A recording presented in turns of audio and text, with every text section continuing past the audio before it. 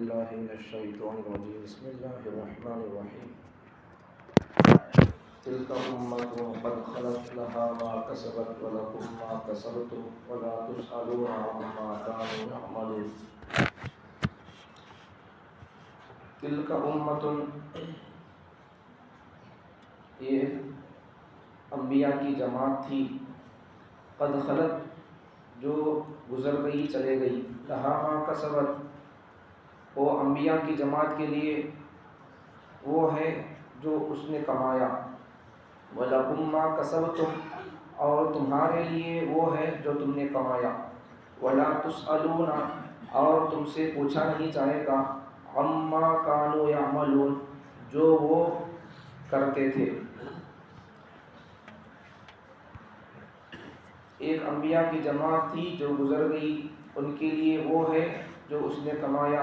اور تمہارے لیے وہ ہے جو تم نے کمایا، اور تم سے ان کے کیے کے بارے میں پوچھا نہیں جائے گا، ان کے اعمال کے بارے میں تم سے سوال نہیں کیا جائے گا۔ اس آیت میں 4 باتیں بتائی گئی۔ پہلی بات، تم سے پہلے انبیاء کی جماعت جو گزر چکی، بس وہ گزر چکی چلے گئی۔ دوسری بات، وہ ان کے لیے وہ ہے جو انہوں نے اعمال کیا، اس کا بدلہ ان کو ملے گا۔ تیسری بات، تمہارے لیے وہ ہے جو تم نے اعمال کیا، اس کا جزا اور بدلہ تم کو ملے گا۔ چوتھی بات، انبیاء کی جماعت وہ کیا کرتے تھے، ان کے اعمال کیا تھے، ان کے اعمال کے بارے میں تم سے پوچھا نہیں جائے گا۔ یہود و نصارہ کو اس بات پر غرور اور گھمنڈ تھا کہ ہم تو انبیاء کی اولاد ہیں، ہمارا نسب تو نبیوں سے جا کر جڑتا ہے، ہم کو مزید اعمال کرنے کی کوئی ضرورت نہیں ہے، بس ہمارے باپ دادا کے اعمال ہی ہماری نجات کے لیے کافی ہو جائیں گے۔ یہ یہودیوں کا خیال تھا۔ حالانکہ بات ایسی نہیں ہے۔ یہ آیت بالکل یہی آیت، ایک حرف بھی، ایک لفظ بھی بدلے بغیر دوسرے پیچھے کے صفحے میں آئی تھی۔ پیچھے کے صفحے میں آخری آیت وہی تھی، اب اس صفحے میں بھی آخری آیت وہی ہے، سیم۔ یہاں بھی تلک امۃ قد خلت لها ما کسبت ولکم ما کسبتم ولا تسألون عما كانوا يعملون، یہاں بھی وہی آیت، تلک امۃ قد خلت لها ما کسبت ولکم ما کسبتم ولا تسألون عما كانوا يعملون۔ اللہ تعالیٰ اس آیت کو بار بار اللہ تعالیٰ نازل کر کے بار بار اللہ تعالیٰ یہ آیت کے ذریعے سے یہودیوں کو اللہ پیغام دے رہا ہے، اور ان کو اللہ تعالیٰ متنبہ کر رہا ہے، تنبیہ کر رہا ہے کہ تمہیں اپنے اس غرور اور گھمنڈ اور اپنے زعم کو چھوڑ دو اور اعمال پر لگ جاؤ، ایمان پر آ جاؤ۔ اللہ ان کو پیغام دے رہا ہے، تمہیں اپنے زعم میں کیا سمجھتے ہیں اسے چھوڑ دو، ہمارے باپ دادا نبیاں تھے، بس ان کا عمل ہمارے لیے کافی ہو جائے گا، ہم کو مزید اعمال کرنے کی ضرورت نہیں ہے، کسی پر ایمان لانے کی ضرورت نہیں ہے، ہمیں جہنم میں نہیں جائیں گے، اللہ نے ہم کو اپنے بچے بول کر کہا ہے، یہ ہمیں اللہ کے محبوب بندے، اللہ نے فرمایا ہے، یہ سب باتیں اپنے زعم اور اپنے گمان کی ہیں، ان کو چھوڑ دو اور ایمان لاؤ، اور موجودہ جو پیغمبر اور جن کی شریعت چل رہی ہے اس کی اطاعت کرو، اور ان کی کتاب کو فالو کر کے اس کی اتباع کر کے کامیابی کا تصور کرو۔ اللہ ان کو تنبیہ کر رہا ہے، دو بار اللہ تعالیٰ سیم آیت نازل کر کے اللہ ان کو تنبیہ کر رہا ہے کہ تم اپنے اس زم سے نکل کر باہر آ جاؤ، اعمال میں لگ جاؤ، ایمان پر آ جاؤ، محمد صلی اللہ علیہ وسلم پر ایمان لاؤ۔ تو کسی بھی آدمی کو نجات کے لیے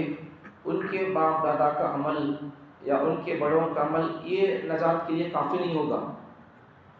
خود اپنا ایمان، اپنا عمل اسے نجات دلا سکتا ہے، کوئی کسی کو نجات نہیں دلائے گا، دنیا میں بھی نہیں، مرنے کے بعد تو پوچھو نہ کو، کوئی کسی کا ساتھ نہیں آئے گا۔ تو اس لیے آدمی اپنے ایمان کو صحیح کرے، اپنے عقائد کو صحیح کرے، اور اپنے آدمی اعمال کو سنت کے مطابق ڈھالے۔ ایک تو کامیاب ہونے کے لیے، اس سے پہلے بھی کہہ دیا، عقیدہ صحیح ہو آدمی کا، دوسرا نجات کے لیے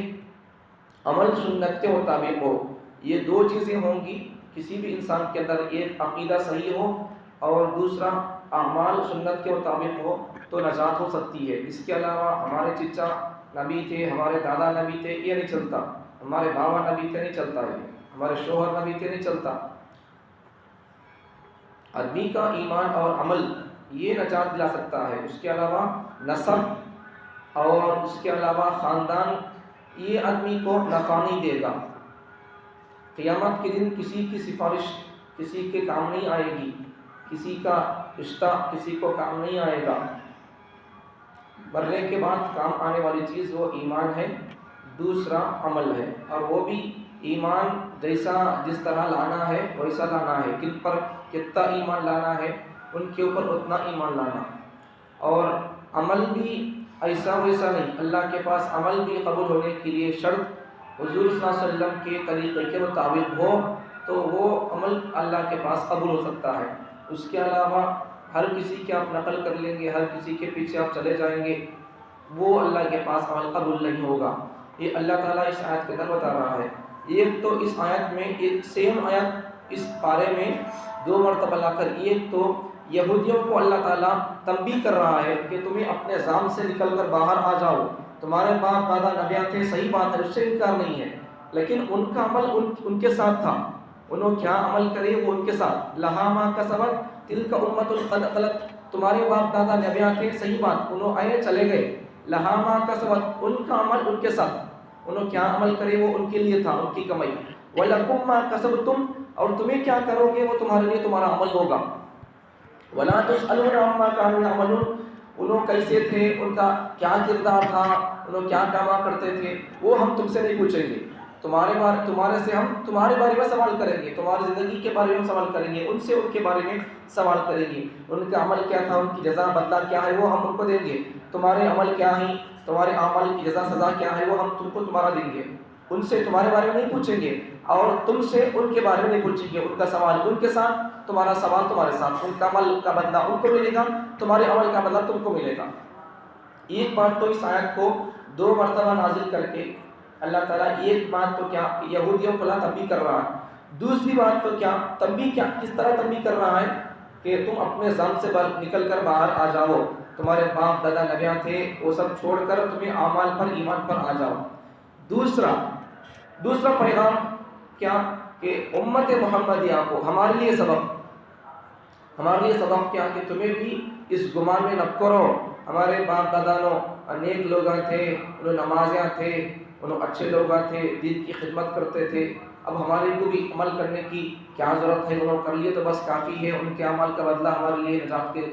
کے لیے کافی ہو جائے گا، اس زعم اور گمان میں تم نہ رہو۔ یہ اللہ امت محمدیہ سے ارشاد فرما رہا ہے کہ تمہیں تمہارے باپ دادا کے عمل پر تکیہ کر کے بھروسہ کر کے نہ رہو، تم بھی ایمان لاؤ، جیسا تمہارے باپ دادا اگر نیک تھے، ایمان اعمال پر تھے، تو تم بھی ان کی طرح ایمان عمل لے کر آؤ، لیکن تمہیں ان کے اوپر بھروسہ کر کے ایمان عمل چھوڑنا یہ صحیح نہیں ہے۔ اللہ اس کا رد کر رہا ہے، اللہ تعالیٰ ہمارے دل و دماغ کے کھڑکیوں کو اللہ تعالیٰ کھول رہا ہے، عقل سے کام لو، اللہ یہ سمجھا رہا ہے، کسی پر بھروسہ نہ کرو، تمہارے ایمان اعمال پر بھروسہ کرو، اللہ اس آیت کے اندر یہ سمجھا رہا ہے۔ یہ آج ہمارا الحمدللہ آج پہلا پارہ ختم ہو گیا، تقریباً 110 دن سے زیادہ کا عرصہ ہو گیا ایک پارہ ختم ہونے کے لیے، آج الحمدللہ اللہ کا فضل ہے، الحمدللہ آج ہمارا پہلا پارہ ختم ہوا، اور کتنے پارے ہیں، اتنے پاروں کی تفسیر تشریح ایک پارے کے لیے 100 دن سے زیادہ لگیں گے، بولتے کتنے دن ہو جائیں گے۔ بہرحال جتنی باتیں سنیں آج تک، عمل کرنے کی باتیں جتنی تھی ان باتوں پر عمل کرو، اور چھوڑنے کی جتنی باتیں تھیں ان تمام باتوں کو چھوڑ دو، یہی دین ہے۔ دین دو ہی باتوں کا نام، ایک کیا اوامر، دوسرا نواہی۔ اوامر نواہی کا مطلب کیا؟ اوامر کا تو کرنے کے کاموں کو کرنا، نواہی کا تو کیا نہیں کرنے کے کاموں سے بچ کر رہنا، یہ دین بولے تو سمجھ میں، دین دو باتیں، کرنے کے کام ایک، نہیں کرنے کے کام، اوامر نواہی، کرنے کے کاموں کو کرو، نہیں کرنے کے کاموں سے رک کر رہو، یہ دو باتیں ہیں۔ اب کوئی کام کرنے کے بارے میں اتنے دن باتیں آ گئے، وہ تمام باتوں کو یاد رکھ کے ان پر عمل کرو، اور کن باتوں کو نہیں کرنے کے بارے میں کہا گیا ہے ان تمام باتوں سے رک کر بچ کر اس سے پرہیز اور اعتراض کرتے رہو۔ اللہ تعالیٰ ہمارے اس سلسلے کو، قرآن کی پوری تکمیل اور پورے پاروں کی، پورے سوروں کی تفسیر کو اللہ سننا اور پڑھنا پڑھانا سمجھانا آسان فرمائے، اور کرنے کے کاموں کو، اوامر کو اختیار کرنے، اوامر پر عمل کرنے اور نواہی سے بچنے کے کاموں سے اللہ تعالیٰ میری آپ کی پورے امت مسلمہ کی بچ کر اس سے پرہیز کر کے اعتراض کر کے کامیاب ہونے کی اللہ توفیق عطا فرمائے۔ الحمدللہ۔